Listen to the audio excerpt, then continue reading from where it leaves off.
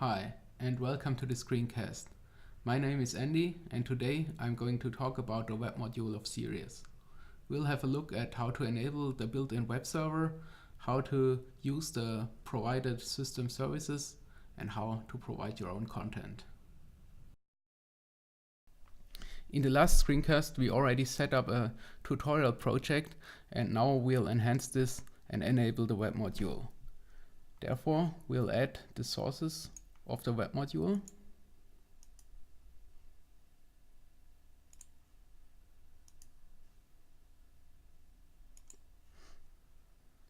Also, we need to add the dependencies required by the web module. Therefore, we require the IB file of the module and include it in our main IB file. Once that is done, we can run IB again.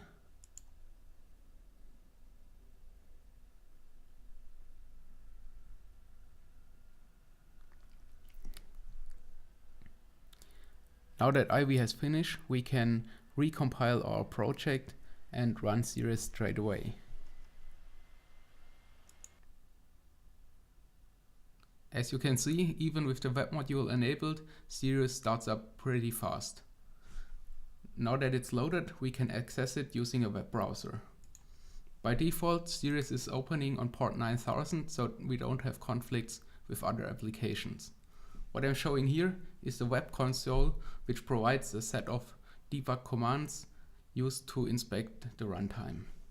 We can get a list of commands available using the help command. What we now can show is, for example, all running threads using the threads command. Or we can have a look at the metrics collected by the platform, which gives us detailed information what's going on in the system.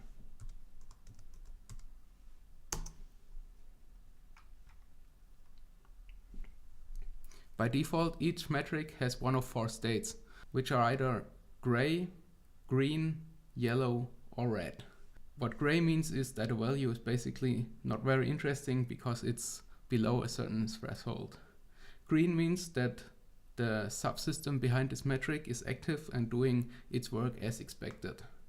Yellow means that the metric reached a critical state and that we should have a look at it.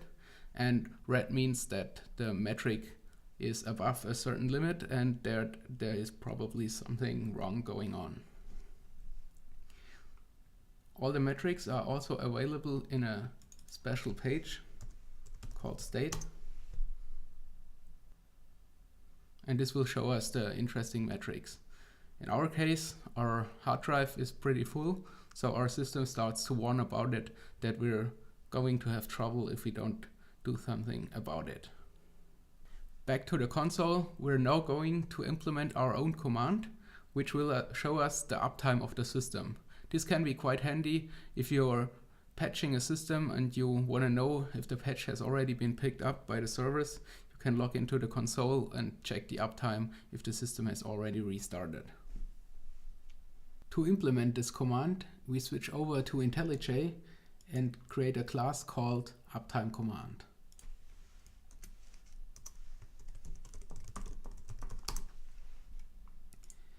In order to interface with the console, we have to implement an interface called command.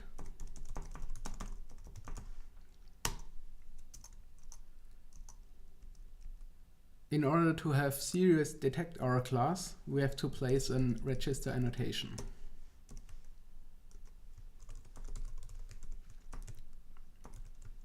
This time we also provide a name for our class so that it can be found by the console later.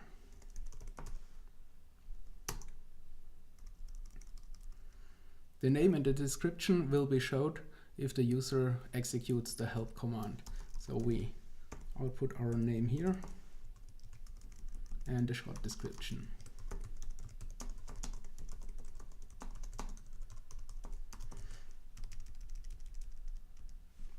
Luckily, SIRIUS already knows the uptime of the system and we can use the output provided as parameter to output this information.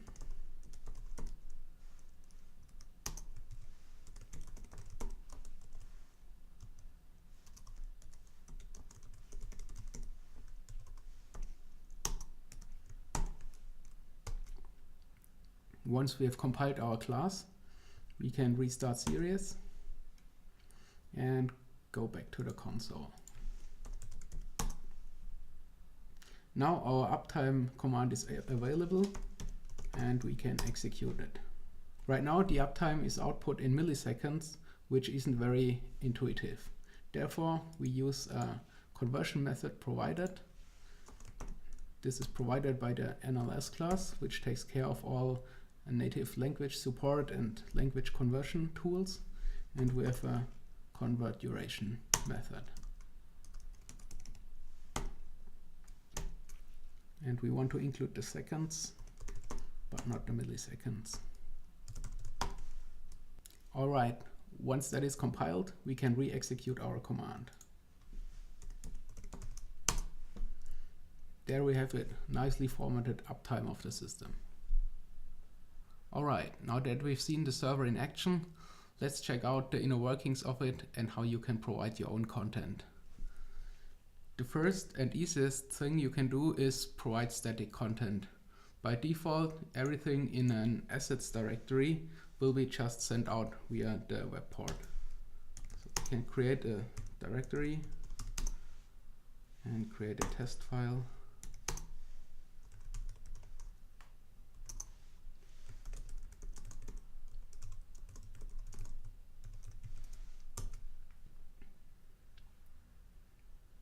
And this will be available via the web interface. There we go. The next thing you can do is create controller classes, and these can announce in which URLs they are interested, and they will be called by the web server once that URL is opened in a browser. Now we'll look at a system controller, which takes care of the system console and everything else we saw up until now.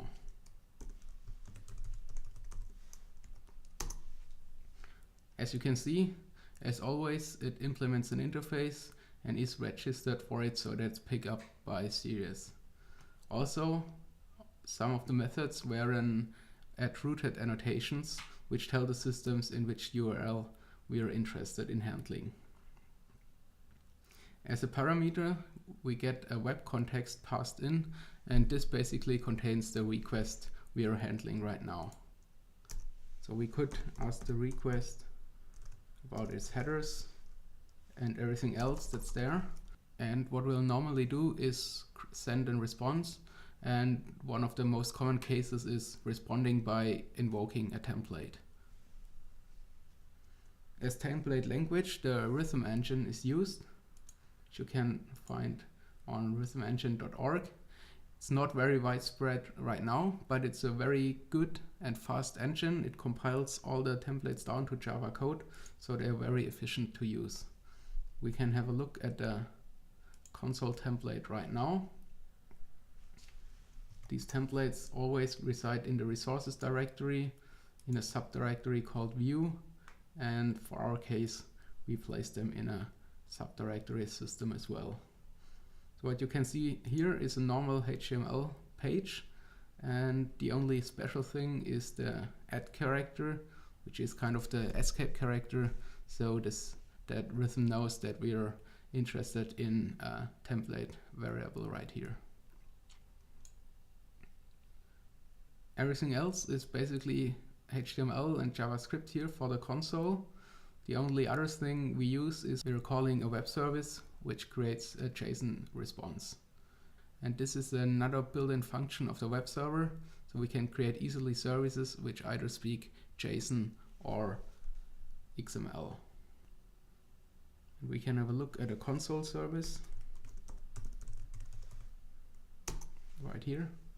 Again, registered with a given name, and it receives a service call which encapsulates the request again, and as second parameter it receives a structured output.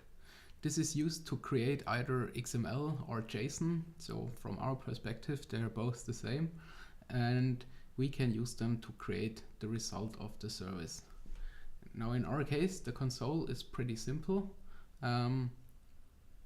We receive a bunch of JSON information, and this is the method, the command we are going to call, and the list of parameters. Now these parameters are converted so that they're easier to process. The next thing we're doing right here is we ask the component model, which is called global context, for an implementation of command with the given name. This is the command the user entered in the console, and if this command is not available, we output an error message, and if we found one, we invoke the execute method of this command with our local implementation of output. This is what we called earlier. We used the apply method to format our uptime, and all this is printed into a buffer and then sent as result via our structured output. And that's the whole magic behind the system console service. Now these are the three basic methods to interact with the web server and to provide own content, which are either static files or content generated by controller classes or JSON or XML data generated by a service. Of course, there's a layer beneath that, which is called the dispatcher framework, and this directly interacts with the built-in Netty web server. We can have a look at one such dispatcher, which is the assets dispatcher.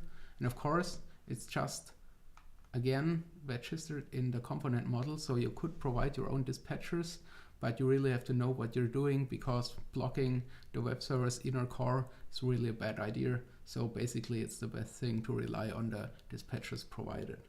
As you can see, it's still kind of simple. We have the dispatch method, which is called for each request. Then we decide if we want to handle this incoming request or not. In our case, we check for the asset subdirectory. We then retrieve the right file from the class path and send it out using the built-in methods. Now that we've seen how this all works, let's implement our own service. We've already seen that a web server provides a lot of information about the state of the current system. This is done using the /system/state page, which is implemented in the system controller. As we can see, it outputs a lot of useful information, which is good to the visible eye, but it cannot be used by a monitoring system as it does not understand HTML. The system already provides another service, which is just called OK. And as long as the system is working fine, this will just respond with an OK message. We can have a look at the implementation here. It will just send a status without any content and with the response type OK. Now that's quite good for monitoring, as you can call this very frequently and see if the system is responding, but you have no information about the current state and all the recorded metrics of it. So let's implement this small service which creates a tiny JSON response which gives us a bit more information. We therefore create a new class called state service. We implement the required interface, which is structured service, and implement all the classes, all the methods, and place a register annotation.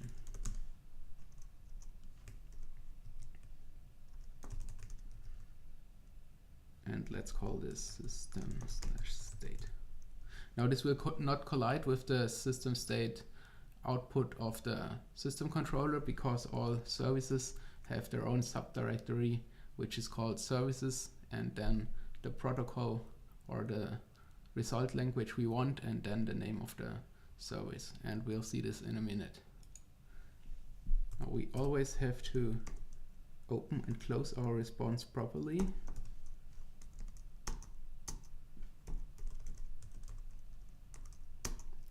And let's just output some test information right now.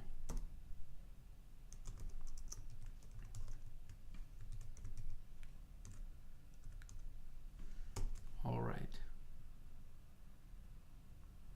Now we have to restart the system so that the class is picked up by the dependency injector.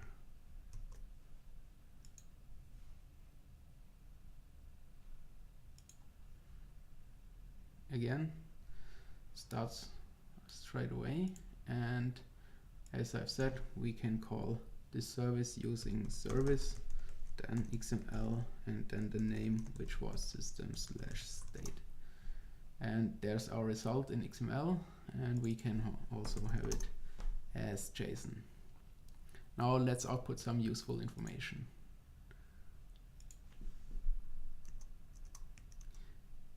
And we can get this information from a class called cluster. So we tell the dependency injector we want the appropriate instance of this class in our field here, and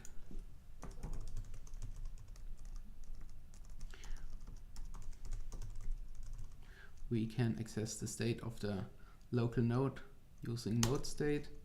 And as the system also supports clustering, that is, each node can monitor a lot of other nodes, we can also determine the cluster state, which is also always the worst of all node states. So you not only monitor this node, you can also monitor a whole bunch of nodes at once. And we can look at it in a minute how you would configure this. Now we need to restart the JVM because we added a field, and also to have it filled by the dependency injector. Start it pretty quick again, and let's re-execute it.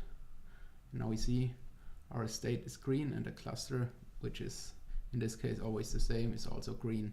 And this will be refreshed every minute, so the metrics will be checked every minute, and then we'll have an update on the state.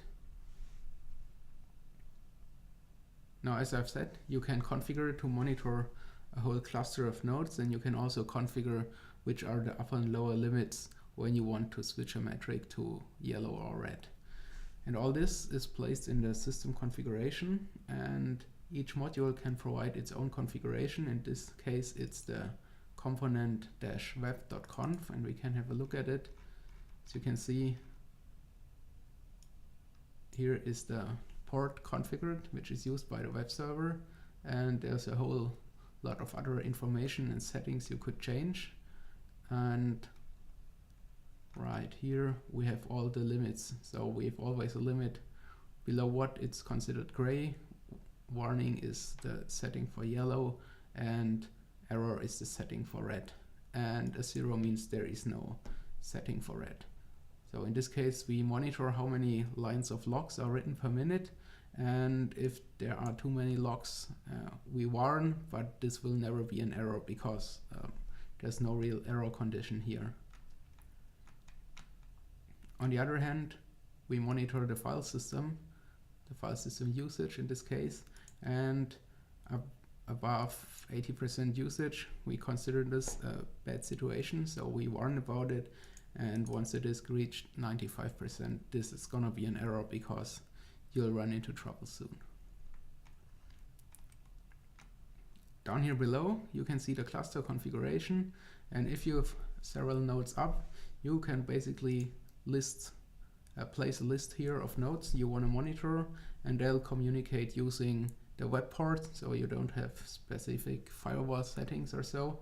You just can monitor each node from each other node, and you can also place a priority, and the node with the lowest priority, which is still functional, will also try to alert an administrator once the cluster is in state red. Now the important thing is you never change these files. You don't overwrite these files in order to tweak them for your application. What you can do is you can use your application.conf, and everything you put in here will automatically override the system configuration. So if we change the port to something else and save it, we can restart the server. This needs to be done once you change the configuration, and as we can see, it now starts on port 8080, and we can verify this here again, and we don't have anything on 9000 left. Yep. There's another configuration file, which is called instance.conf, and this isn't in the class path but in the file system. So if you install an application, you can create a file called instance.conf, and everything you place there will override the application configuration as well as the system configuration. So you can use this file to tweak the settings for a single node. And we'll have a look at all this in another webcast. So thanks for watching the video. In an upcoming screencast, we'll have a look at a real application, which is also open source, which uses all the technologies we introduced so far, so you can see how this all works together. Thanks for watching.